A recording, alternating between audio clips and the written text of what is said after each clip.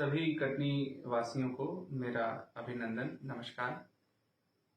जिले में इस समय कोरोना की स्थिति चिंताजनक बनी हुई है। हम प्रशासन के रूप में जो भी कारगर प्रयास हो सकते हैं वो कर रहे हैं। मैं सभी जिले वासियों को लॉकडाउन में साथ देने के लिए पुनः धन्यवाद ज्ञापित करता हूं। कल से लॉकडाउन में फल विक्रेताओं को लेकर के एक संशय था कि उनको कुछ छूट दी जाए ताकि आने वाले त्योहार के समय में जिले वासियों को किसी प्रकार कोई दिक्कत का सामना न करना पड़े। इसकी व्यवस्था ग्रामीण क्षेत्रों में इंसिडेंट कमांडर द्वारा की जा रही है और नगरीय क्षेत्रों में नगर निगम के द्वारा कहाँ पे किस प्रकार फल विक्रेता आएंगे, थोक व्यापारी, और उसके बाद हाट ठेलों के माध्यम से किस प्रकार इसका वितरण किया जाएगा, इसकी व्यापक व्यवस्था बनाई गई है। फिर भी मैं सभी जिले वासियों को आगाह करना चाहूंगा कि जो गतिविधियां हमारे लिए सबसे ज्यादा महत्वपूर्ण होती हैं उन्हीं गतिविधियों से सबसे ज्यादा भीड़ का खतरा बनता है और उन्हीं गतिविधियों से कोरोना संक्रमण का सबसे ज्यादा खतरा बनता है। इसलिए आप लोग सजग रहें, सचेत रहें। घर की सीमा को एक लक्ष्मण रेखा मानते हुए तभी घर से बाहर निकलें जब अति आवश्यक हो।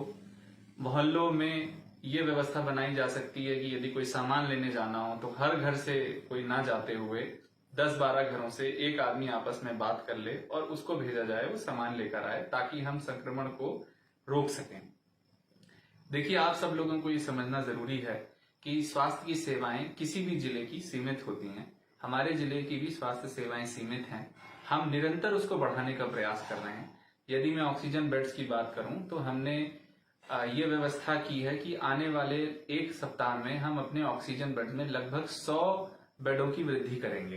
कुछ निजी अस्पताल भी सामने आ रहे हैं जो अब कोरोना का इलाज करना चाहते हैं। आने वाले 1-2 दिवसों में वहां पर भी कोरोना इलाज की व्यवस्था बना दी जाएगी, जिससे कि हमारे ऑक्सीजन बेड्स की संख्या में बढ़ोतरी हो सके। जहां तक दवाइयों की बात है, मैं ये समझता हूं कि जो लोग अस्पतालों में एडमिट हैं, कई बार चाहे निजी अस्पताल हो चाहे हमारे शासकीय अस्पताल हो, वहां रेमडेसिविर जैसी दवाई की जरूरत पड़ती है जो शॉर्ट सप्लाई में है। लेकिन मैं आपको यह भी आश्वस्त करता हूं कि प्रशासन द्वारा, शासन के द्वारा तय की गई नीति के अनुसार ही कार्य किया जा रहा है। स्वास्थ्य विभाग द्वारा जो प्रोटोकॉल इस दवाई का जारी किया गया है उसमें संबंधित चिकित्सक को अपना एक रिपोर्ट देनी होगी कि रेमडेसिविर की आवश्यकता है। उसके बाद जिला स्तरीय समिति उसको अप्रूव कर देगी। तत्पश्चात उस शासकीय अस्पताल को संबंधित मरीज के लिए वो दवाई मिलेगी। इस प्रक्रिया को समझें।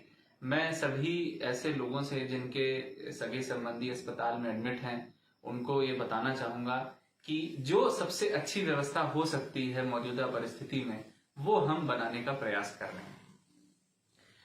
टेस्टिंग की जहां तक बात है, हमारे जिले में अभी तक लगभग 1000 से 1100 के बीच में एक्टिव केसेस हैं।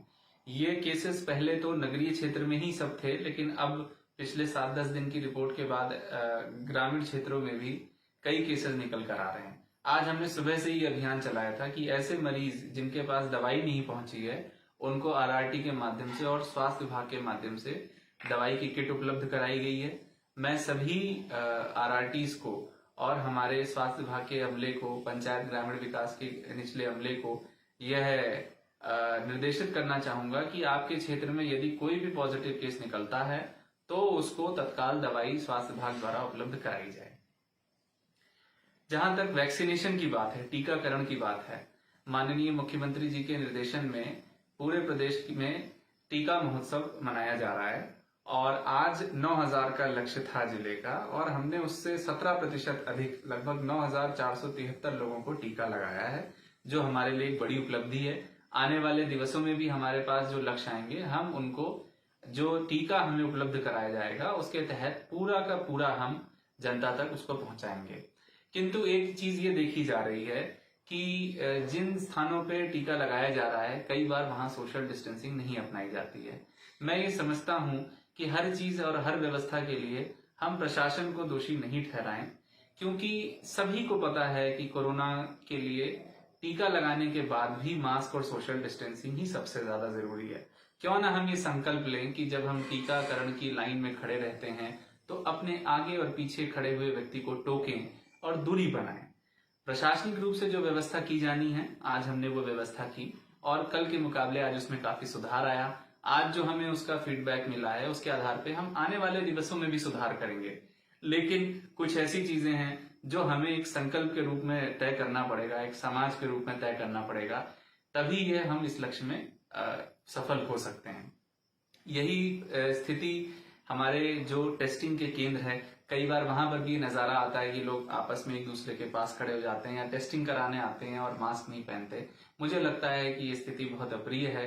जो व्यक्ति टेस्टिंग कराने आया है उस पे हम कार्रवाई नहीं करना चाहते हैं, लेकिन कृपया करके आप लोग इस बात का ध्यान रखें, आगे पीछे खड़े हुए व्यक्तियों को टोकें और इस व्यवस्था को बनाने में हमारा सहयोग करें।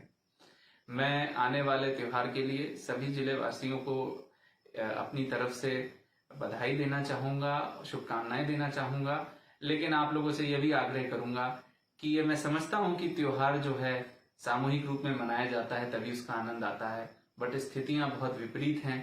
प्रकृति के सिद्धांतों को, प्रकृति जो हमें सिग्नल दे रही है उसे हमें समझना चाहिए। और आप सभी लोगों से मेरा ये आग्रह रहेगा कि आने वाले त्योहार में अपने व्यक्तिगत रूप में इसे मनाएं, परिवार के बीच में मनाएं, घर से बाहर निकलकर मंदिरों में जाकर या अपने आपके धर्म के जो भी धार्मिक स्थल है वहां जाकर ऐसे त्योहार ना मनाए जाएं। ये जानलेवा हो सकता है और हमने देखा है कि ऐसे स्थानों से बहुत तेजी से कोरोना संक्रमण फैलता है। हमारे लिए बहुत कठिनाई की घड़ी है, स्वास्थ्य विभाग का अमला लगा हुआ है। आप लोग अगर हमारा साथ दें और अपने त्योहार घर में रह के मनाएं तो मैं समझता हूं कि हम संक्रमण की चेन को तोड़ने में काफी हद तक सफल हो सकेंगे।